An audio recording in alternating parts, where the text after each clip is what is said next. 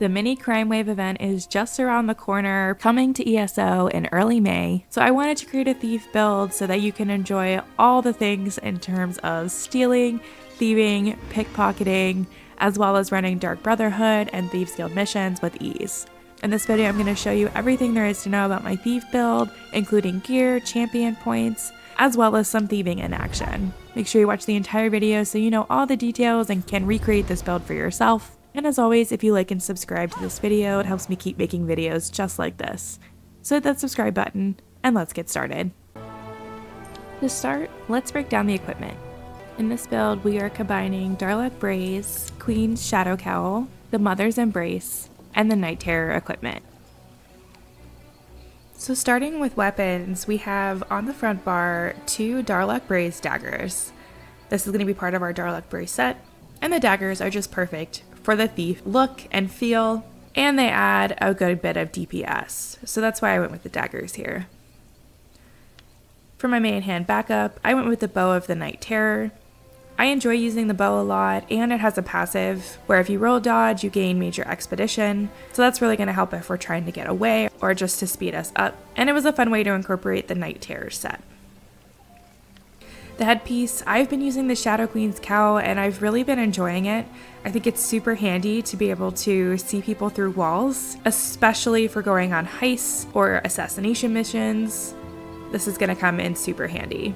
The other cool thing about the Shadow Cowl is when you pickpocket a guard, it distracts them for 10 seconds, setting them and decreasing their stealth radius by 30 meters.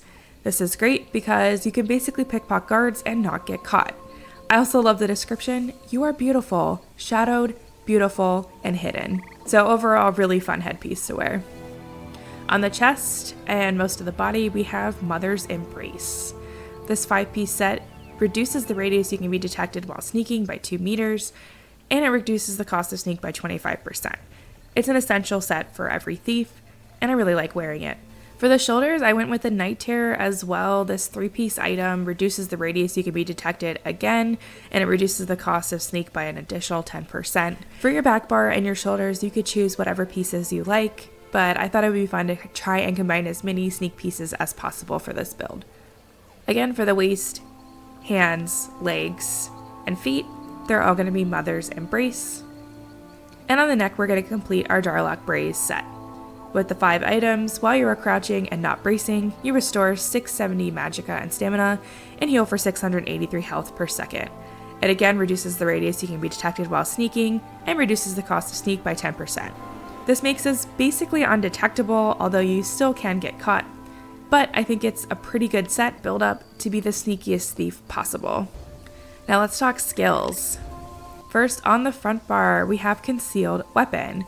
This is a great damage skill, and it sets enemies off balance. When you leave sneak or invisibility while in combat, you increase your damage done with this ability by 10%, and while you have it slotted, even if you're not using it, you gain minor expedition, so you can go fast. Really key for a thief. Merciless Resolve, this is just a damage skill. I think it's helpful when you get caught, you're trying to kill people, or just to stay alive in content, it's some more skills, things like that. She can still do quite a bit of damage here. Quick Cloak.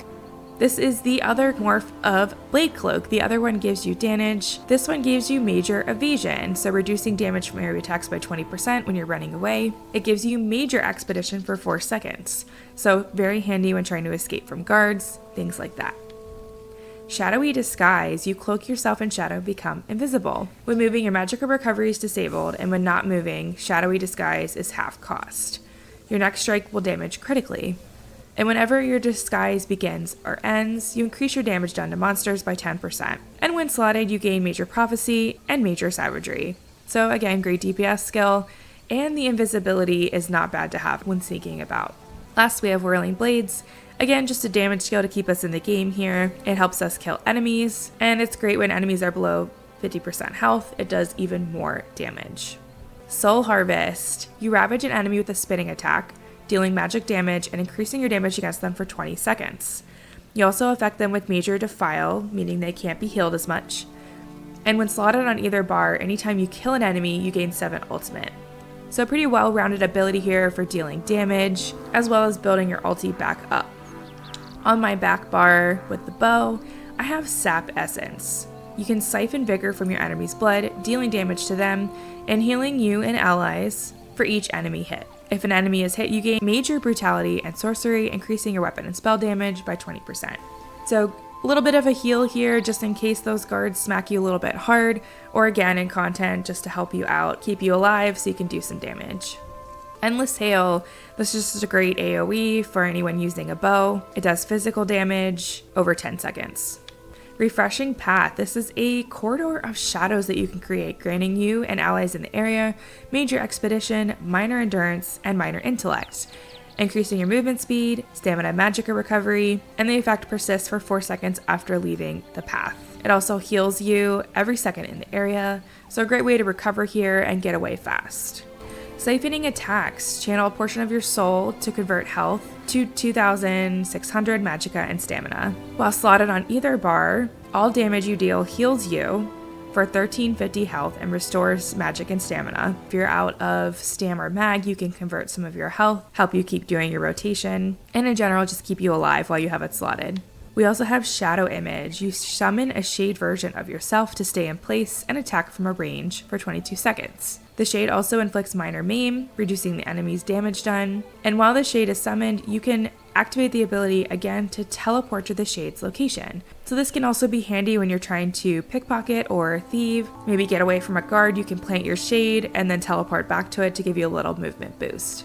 I also want to take a second to talk about vampirism. I think vampirism is a great way to make your thief even better, but I don't think it's necessary. You can use the skills shown here as well as some of the passives on the vampirism line instead of some of the skills I've shown if you prefer, but I don't have a bite on this tune and I don't really think you need to have vampirism to be a good thief. So that one's totally up to you. For this ultimate, I have Consuming Darkness. You create a ring of shadow, reducing the movement speed and granting you and your allies with major protection, reducing your damage taken. It also has a synergy, granting anyone invisibility, increasing their movement speed, and healing over 4 seconds. I think another great ultimate that you could use here is from the Psijic skill line. It allows you to recover your health, stamina, and magicka from 4 seconds ago. So if you hit that after you've been in combat for 4 seconds, you're essentially reboosting everything that you just had. So it's a good skill and you can use in a pinch and save yourself if you're dying or if you're out of stam or mag. In terms of pickpocketing, there are some skills that can help out. Your Leisure Domain line is going to give you a lot of buffs for stealing, sneaking, pickpocketing, etc. So as you can see, I still need to level up my Leisure Domain on this character, but you can improve your hiding by reducing the cost of sneak. You can increase your chance of successfully pickpocketing by 10% for each stage. Trafficker, you get more items that you can sell to a fence, which when you're pickpocketing frequently, this becomes super important because you get a lot of items very quickly. And even with deleting the white items that sell for the least amount, you can still hit your fence amount maximum per day pretty quickly. Locksmith, this improves your chance of forcing locks, which I love to call Pop-A-Luck, by 10%. It's super helpful when you're just trying to pop open a safe box, a door, a chest, whatever. Very helpful to have. And then Kickback will reduce the bounties you willingly pay to guard and fences by 10%. So spending less gold to get those down if you don't want to use something like a counterfeit pardon edict or something like that. Now we also have the Thieves Guild line, which you can level up by running Thieves Guild quests. Finder's Keeper unlocks the Thieves Troves that are found all over Tamriel. They're little glowy purple boxes, and they have stolen loot in them that you can sell. Swiftly Forgotten, this makes your bounty go down so much faster and you don't have to worry really about going to a fence. As long as you're pretty sneaky and don't get caught by the guards, this makes it go down so much faster and is well worth having the passive. Haggling, this gets you even more money for selling stolen items at a fence. It doesn't apply to laundering, so only items that you're selling. That still gets you a lot more gold and is well worth unlocking. Clemency, this gives you one freebie to get away from the guards. You essentially threaten them, telling them that you know important people, and they better leave you alone. And so this will get you one attempt, but just be careful because the same guard can catch you if you don't leave the area and they walk by again, and you won't have this option. Timely Escape, when you have a bounty and you are in combat, a little guy will pop up and he's known as a footpad. If you run to him, it's essentially the same as opening the door to the Thieves' Refuge. So you can get there a little bit faster, and it's helpful if you're running away from a guard, maybe you're stuck somewhere and it's hard to get away from them, these footpads can help. Veil of Shadows, you decrease the detection range of witnesses and guards by 10%. They were less likely to notice your criminal actions, but this doesn't affect the range if you do have a bounty that guards will be able to detect you and chase after you. But overall, nice to have when you're using the Blade of Woe in plain sight, things like that. This reduces the range of detection. So 2 really important skill lines there, well worth unlocking and leveling up on your thief so that you can just run around and basically go around undetected. It's great. Now in terms of champion points, I think the most helpful ones for thieving are in the green tree. Now of course you have your standard Gilded Fingers, increasing your gold gain. That applies to killing enemies, stealing, everything. So this is a great passive to have on your bar. As well as Fortune's Favor. This increases the amount of gold you find in treasure chests and safe boxes. So if you're going around stealing out of safe boxes or even just hitting up chests in the wild, this is a must-have passive on your build. I think Wonder is also really helpful, not necessarily for sneaking, but if you're in a pinch and you want to travel out of somewhere, this is going to reduce the cost of those way shrine jumps. We also have Treasure Hunter, increasing the quality of items you find in treasure chests. This is going to be super helpful if you're out in the wild, you're finding treasure chests, or even as you're pickpocketing going along. You never know what you might find, so just a good passive to have. Although if you're going for solely a sneak build, you could probably leave this one off. Another must-have is Homemaker. You have a 10% chance to find a second furnishing plan whenever you find a furnishing plan in the world. Well, when you're thieving, and if you have a Xander unlocked, you have a chance to find a furnishing folio, which is a great way to get furnishing plans. But in addition to this, the Homemaker gives you a chance to get double the furnishing plans that you can get from stealing or pickpocketing. So this is a must-have just in case you get that 10% proc. It's really helpful and can get you some plans that you don't already have or rare plans to sell. Next up, we have Fade Away. Escaping from a guard wipes 25% of your current heat, but not bounty. I have this slotted mostly because I want some of the passives further on in this tree, but it can help to have a little extra boost in terms of running away from a guard, and especially with all the rework on the green tree, there's a lot more slottable options now, so I went ahead and slotted this to my bar. Cut Purse's art increases the chance to get higher quality loot when pickpocketing. This is really essential. It's going to help you make more gold at the fence, and just get better items when you're pickpocketing, so less of those white items to trash. Even though it's 75 points for now until update 46, I think it's well worth the points spent on your thief build to get that higher chance at better loot. Shadow Strike, when you kill an enemy with the Blade of Woe, you become invisible after 5 seconds. So this could be pretty helpful. I didn't have enough champion points to slot this on this current build, but if that's something you would like to have over Fade Away, then this could be helpful as well.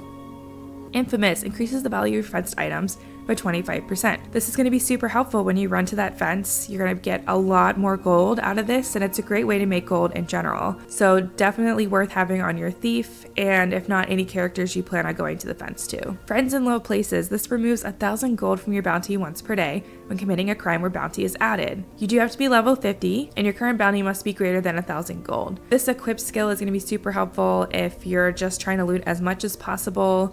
You don't really care about your bounty and you plan on running from the guards. And again, I mostly have this slotted because I like the passives on this side of things. Next up, we have Out of Sight. This reduces the radius you can be detected while sneaking by 1 meter per stage for a total of 3 meters. So again, this can only help our radius detection along with our equipment. This passive is going to boost that detection range even further. And Fleet Phantom. It reduces the movement speed penalty of sneak by 5% per stage for a total of 25% reduced penalty. This is really nice because you can basically walk at normal speed while you're sneaking and being undetected. So this is another must-have passive in the green tree. I think Steed's Blessing is also another great option for your slottables.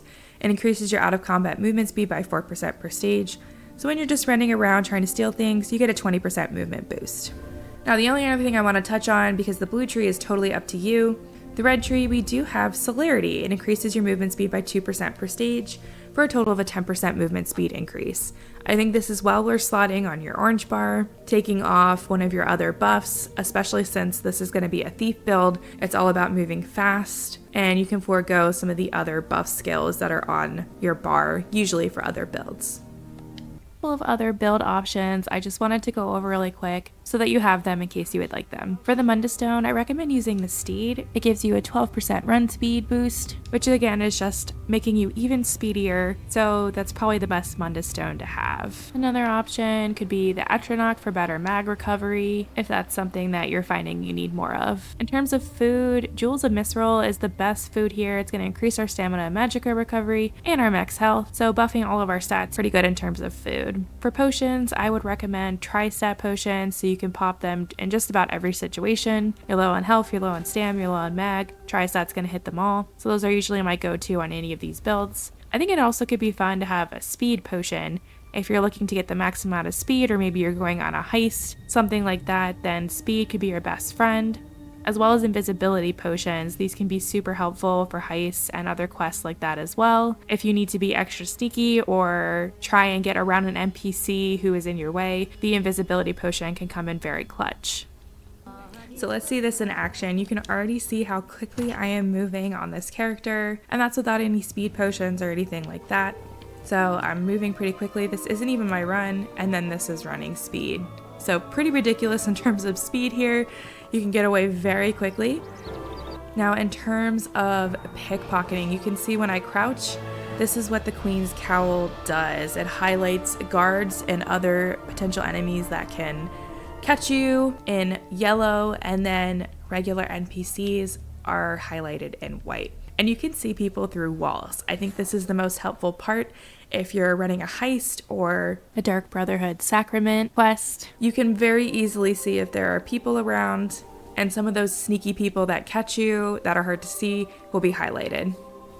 Alright, so here's a great example of how the Queen's Cowl can help. I can immediately see that there is somebody down below. If I had just walked in, it would be kind of hard to see from here. I'd have to walk all the way up, in time which they could start walking over and catch me. With the Queen's Cowl, I can see everybody before they can see me. That's all I have for you guys in this video. I hope you're looking forward to the mini crime event, and that this thief build helps you out and gets you ready to be the best thief you can be and get lots of gold and good rewards during the event. As always, I want to give a shout out to my members. Thank you so much for supporting my channel. And to anyone who subscribed and liked the video, thank you so much. I really appreciate any and all support. Thanks again for watching, and I'll see you in the next video.